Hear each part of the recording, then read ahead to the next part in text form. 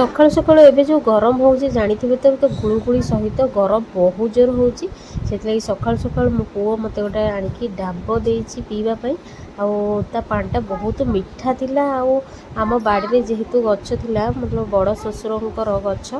आउ तांकर बहुत सारा डाब अच्छी मतलब डाब परा हेतिला आ मो पुओ सेदरु मो पई गोटे नेइके आछि कि मामा पीबो बोली आ सकाळु सकाळु डाब पानीटा पिया हेगला पेटटा पूरा ठंडा हे जिवो आ ता जो भीतर अंशटा जोटा नाली कहते नाली नढ़िया सेटा खाया पे बहुत बढ़िया लगे और मीठा भी लगे